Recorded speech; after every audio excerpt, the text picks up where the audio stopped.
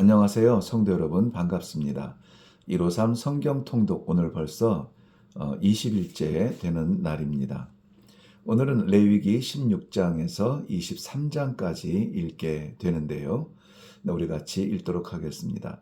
먼저 제가 16장을 좀 요약을 해드리겠습니다. 레위기 16장은 매우 중요한 장입니다. 우리가 서론할 때에 말씀드렸죠. 레위기의 중심은 16장에 있다. 네, 바로 그 16장인데요. 메시아의 상징적인 내용들이 이사야서 53장은 보통 오실 메시아를 예언하는 책으로 우리가 잘 알고 있는데요. 이사야서 53장 못지않게 메시아에 대한 그런 그림자적 소개가 많이 담겨져 있는 곳이 바로 이 레위기 16장이고요.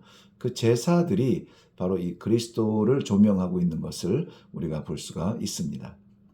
모든 절기를 다 아우르는 속죄일에 관한 준수 사항입니다. 제사장이 지성소로 들어갈 때에 굉장히 엄격한 속죄의 과정인데요. 그렇기 때문에 이 속죄라는 말에 좀 읽으실 때 유의해서 읽으시면 좋겠습니다. 6절 말씀에 보면 아론과 그의 집안, 그리고 건너가서 15절, 17절 하면은 회막에서 18절과 19절 제단, 그리고 20절, 22절, 23절을 이어서 전체 회중에 관계되어서 이 속죄의 의미는 굉장히 중요하게 여겨지고 있습니다. 속죄일의 희생제와 지성소로 그 입장할 수 있는 그러한 절차들, 그리고 속죄의 자리, 그 이후에 제사장이 퇴장하기까지 등 일련의 이 사실들을 보면은 말씀드린 것처럼 그리스도의 대속 이후에 그리스도의 간구, 그리고 그리스도의 강림과 같은 의미를 우리가 다시 대조하여서 묵상할 수 있는 아주 귀한 말씀이라고 생각이 되어집니다. 네, 레위기 17장입니다. 4절과 5절, 6절과 9절에 나오는 회막문 앞에서 선포되어지고 드리라는 말씀인데요. 이것은 타협 없는, 조건 없는 일방적이라는 사실입니다. 제사장이나 드리는 사람이나 편리를 결코 절대 배려하지 않습니다. 4절과 9절에 공통적으로 나오는 문장이 있는데요. 백성 중에서 끊어지리라. 지키지 아니하면 끊어진다는 것입니다. 제사와 어울리는 말은 아니지만 그러나 제사의 엄격함을 표현하는 적절한 용어이라고 생각이 되어지는데요. 우리의 예배는 너무 쉽게 드려서는 안 된다는 것을 생각하게 됩니다. 그 당시에 드려졌던 예배가 우리 예배의 그림자였다면 우리 예배는 훨씬 더 실제적이고 실질적인 헌신과 말씀의 순종이 함께 드려져야 하는 것이죠. 예배를 받으시는 분은 오직 하나님 뿐이십니다.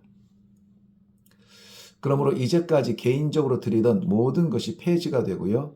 회막문이 하나님의 말씀으로 정해졌던 것입니다. 바로 거기에서 드려져야 되겠죠. 구별된 자리입니다. 하나님께 이르는 길은 유일하게 인간들의 혼란을 종식시키고 예수 그리스도로 말미암아 유일한 길, the way, 유일한 길이 되게 하셨습니다. 다양한 길을 통하여서 하나님께 갈 수 있다라고 하는 이 종교 다원주의적인 발상은 생각하지 않으면 좋겠습니다. 이해하기는 좋고 훨씬 더 유익할 것 같은데 하나님의 방법은 그렇지 않아요. 유일합니다. 이스라엘 백성들 가운데 누구라도 피를 먹지 말라고 했습니다. 이미 살펴본 대로 피는 생명의 근원입니다. 거기에 보면은 거류민이라는 그 그룹이 있는데요. 이 다른 민족들 잠시 들어와서 사는 그러한 사람들, 우리나라 지금으로 표현을 한다면은 다민족 그러한 사회들, 다민족의 민족들까지 다 얘기하죠. 누구라도예요. 그건 누구라도 피는 먹지 말라고 합니다. 피는 생명이기 때문에 그렇다고 했습니다. 그리고 의도적으로 잡지 않고 죽은 것을 먹는 자는 반드시 그 옷을 빨아야 된다. 옷을 빤다는 것은 행동의 변화를 말하는데요. 실질적으로 그 옷을 성결하게 빠는 것도 의미가 있겠지만은 좀 생활을 바꿀 필요가 있다는 그러한 어떤 이 전제, 초청 의미가 담겨져 있다고 보겠습니다. 레위기 18장입니다. 레위기를 시작하면서 아마 거의 모든 장마다 빠지지 않고 등장하는 문장이 있는데 바로 여호와께서 모세에게 말씀하시도다. 이것이 계속 반복되죠. 네, 절대적인 것이고 분명한 것입니다. 여호와께서 모세에게 말씀하시는 것이라. 이스라엘 백성은 그들이 430년 살았던, 이제는 떠났던 애굽의 풍습을, 애굽 안에서 들여졌던 저들의 생활을 빨리 버려야 한다는 것이죠. 그리고 들어가게 될 가나안의 이방의 풍속도 따르지 말아야 합니다. 지금 은혜 가운데 받는 하나님의 말씀, 지금 광야에서 하나님이 주시는 이 말씀, 이 말씀의 풍습, 이 4절과 5절에 보면 내 규례와 법도라고 이렇게 기록을 하셨죠. 그것을 따라야 되는 것입니다. 특별히 본장에서는 이방의 타락한 윤리 가운데 성적 타락을 체크하면서 자세하게 나열하고 있습니다. 온갖 추악한 성적인 타락을 고발하고 있지만 특별히 22절에 보면 동성 간의 동침은 모든 시대에 유혹이 되고 있습니다. 얄팍한 인간 동질감에 호소하는 이 약자나 소수자라고 하는 코스프레에 담겨 있지 않도록, 그 울타리 안에 숨어 있지 않도록, 그것을 인간적이고 모든 사람이 평등하다라고 하는 그러한 것들로 주장하지만 이것은 철저하게 인간적인 욕정이며 하나님께서 금하신 것이다. 우리는 이 성경적 질서를 우선, 유일하게 붙드는 법도를 지켜야 되겠습니다. 레위기 19장입니다. 무너진 성윤리를 치밀하게 고발한 후에 본 19장에서는 다시 거룩을 전면에 세우고 있습니다. 거룩. 근데 우리 성도들의 삶의 기준, 이것이 앞장에서 선포한 대로 따르지 말라, 그리고 거룩하라. 이 따르지 말아야 될 것과 거룩한 것의 치열한 결투, 대결이 되겠죠. 온갖 추악한 윤리를 나열하듯 거룩한 길을 또한 상세하게 기록하고 있습니다. 가지 말아야 될 이 비윤리적인 자리를 피해야 된다면 반드시 가야만 하는, 따라야 될 그 거룩한 길은 우리가 지켜야겠습니다. 거룩의 이유와 목적과 과정, 그리고 방법들에 대해서 2절부터 계속 설명하는데요. 특별히 2절을 보면은 너희는 거룩하라. 이는 나 여호와 너희 하나님이 거룩함이니라. 그리고 우리가 아는 대로 이 하나님은 우리에게 하나님의 그 거룩함을 요청하고 있는 것입니다. 거룩의 시작을 보면은 어디에서 나오냐? 부모를 경외하는 것, 그리고 안식일, 하나님을 경외하는 것, 이 두 가지를 같이 두고 있다는 것, 여러분 눈여겨 보셨습니까? 거룩이 어디에서 시작이 된다고요? 부모를 경외하는 것. 자기 자신이 왕이 되어서 부모의 무게가 많이 얇아지고 가벼워진 것이 이 시대라면은 거룩은 찾기가 더욱 어려워진 시대라는 것을 반증하고 있습니다. 그리고 이 거룩이 안식일과 연결되어져 있다는 것, 우리가 예배 가운데 얼마나 충실하는가, 무엇이 우선순위인가를 결정할 때에 우리의 얄팍한 결정들을 조금 두렵게 하는 그러한 부분입니다. 그 다음에는 우상, 그리고 재물, 남겨진 열매, 도둑질, 거짓말, 거짓 맹세, 억압과 착취, 저주와 장애물, 부정한 재판과 비방하는 것과 부끄러운 이익들, 그리고 미워하는 것과 원수 갚음과 이종, 교미 등 읽으면서 긍정하게 되는 그러한 마음이 생깁니다. 그 당시의 문제뿐만이 아니라 지금 이 시대에 말씀하여도 누구나 이 말씀 앞에 자유로울 수가 없다는 사실 앞에 말이죠. 이제 그렇기 때문에 우리는 포기하는 것이 아니라 그렇기 때문에 다시 정신을 차리고 더욱 철저하게 지킴으로 말미암아 여호와의 규례와 법도가 우리의 기독교, 우리 성도의 새로운 풍습, 거듭난 사람들의 풍습, 보라 새 것이 되었다라고 하는 새 것의 풍습이 되기까지 적응하기까지 애쓰고 수고해야만 되겠습니다. 레위기 20장입니다. 여호와의 말씀인데요. 내용이 많은 것 같지만 그러나 결론적으로 몇 마디로 이렇게 축약해 보면은 아주 간단한 이야기입니다. 반드시 죽여라 하는 거죠. 2절, 3절, 4절, 5절, 6절, 7절, 8절, 9절, 10절, 11절, 12절. 돌로 칠 것이요. 백성 중에 끊으라. 1절, 2절, 3절, 4절, 5절. 불사를 찌니라. 엄청나게 엄격하죠. 이렇게 단호하고도 확실하게 말씀하는 데는 두 가지 이유가 있습니다. 먼저는 주변의 유혹이 생각보다 강하기 때문입니다. 유혹이라고 생각하지 않는 것조차도 우리는 긴장하면서 판가름할 수 있어야 됩니다. 그 다음에 두 번째는 그 유혹이 우리에게 영향을 끼치는데요. 우리가 영향을 잘 받아요. 그렇기 때문에 가감없이 엄격하게 이렇게 말씀하고 있는 것입니다. 네, 그렇기 때문에 철저한 신앙의 결단만이 살 길이고요. 철저한 신앙의 결단만이 이러한 죄로부터 구별할 수 있는 시작이 될 것입니다. 26절을 한번 읽어보면 유익할 것 같습니다. 레위기 21장입니다. 여호와의 말씀입니다. 제사장들의 거룩은 간결하지만 더욱더 확고합니다. 제사장들은 장례에 대하여 친족의 죽음, 시신 외에는 손대지 못합니다. 그리고 결혼에 대해서는 정결한 결혼을 혈통적으로 순결을 지키는 것, 이것 또한 중요합니다.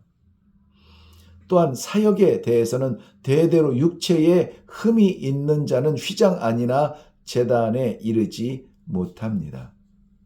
인간적이지 않을지는 모르겠지만 여호와의 말씀입니다. 너무하신 것 아니냐 말할 수 있을지 몰라도 여호와의 법입니다. 인간적인 것보다 훨씬 인간을 위한 법이라는 사실을 기억하시기를 바랍니다. 레위기 22장입니다. 레위기 22장 여호와의 말씀이죠. 제사장들 중에서도 일을 할 수 없는 사람들이 있습니다. 1절부터 4절에 보면은 부정한 자는 희생제를 집행하거나 그 제물을 나누어 먹을 수도 없습니다. 그 모든 부정이 제거되기까지는 직무도 보아서는 안 됩니다. 요즘에 안타까운 소식들을 접하면서 한국을 대표하는 교회들과 교단을 대표하는 사람들과 이러한 목회자들이 지도자들이 이 부정한 일에 노출되어서 세상에 지탄을 받는 일들을 안타깝게 뉴스로 보게 됩니다.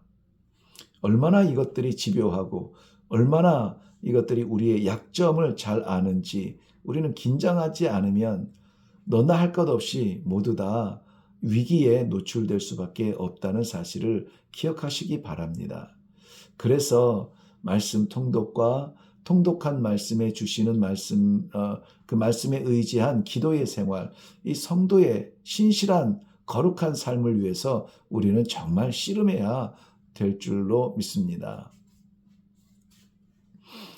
10절부터 13절 보면은 그렇지만은 부정한 제사장이라고 할지라도 그의 가족들은 제사장의 부정 때문에 먹지 못하는 일은 없도록 했습니다.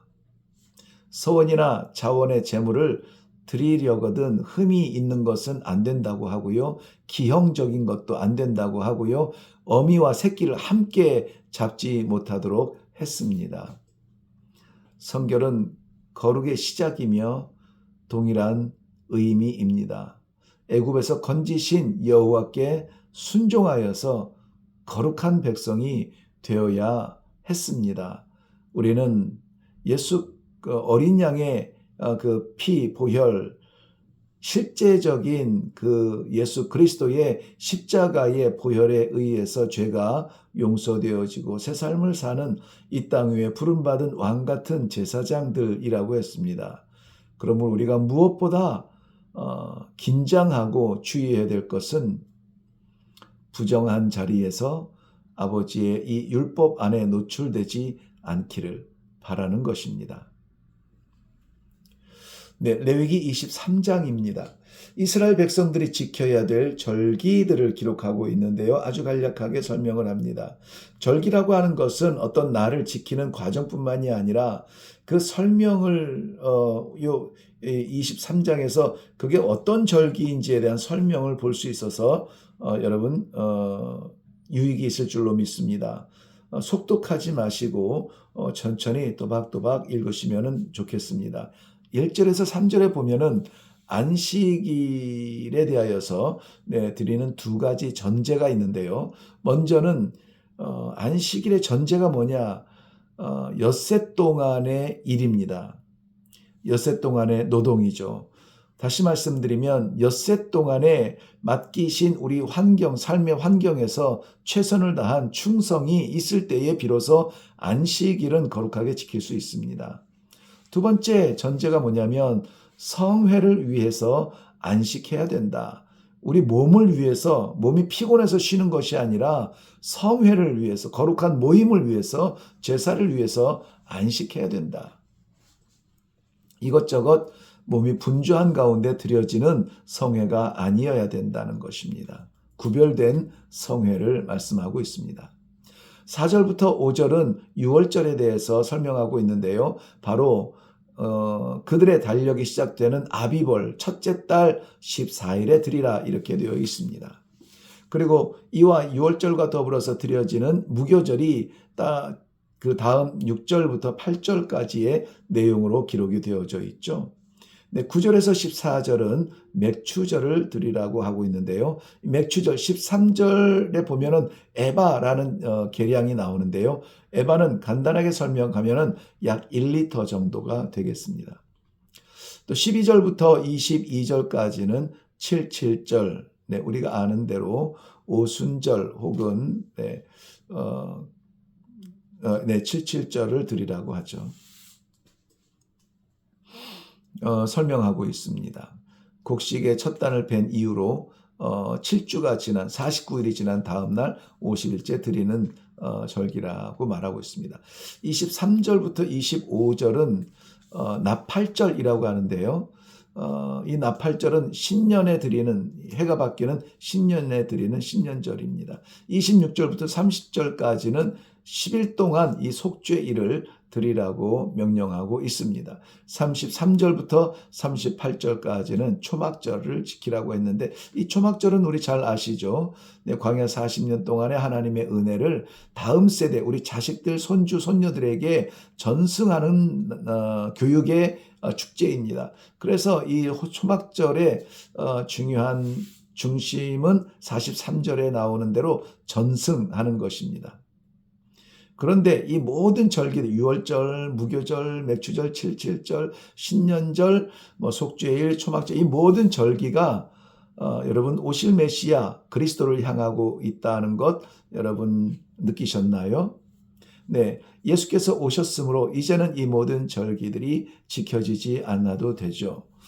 그러나 그 의미만은 살아서 우리가 하나님의 은혜를 감사하며 드리는 절기들이 남아 있습니다. 그러므로 우리의 날마다의 하나님 앞에 드려지는 우리의 거룩한 삶 자체가 절기요. 하나님 앞에 드려지는 제사요. 하나님께서 받으실 만한 합당한 예배가 될 것입니다. 그리하여서 구약이 조명하는 예수 그리스도의 실체를 넘어서 이제는 승천하신 예수 그리스도의 다시 오실 심판주를 조명하는 그러한 우리 성도들의 예배와 삶에서 이 절기가 다시 비추어질 수 있기를 바랍니다. 여러분 수고하셨습니다.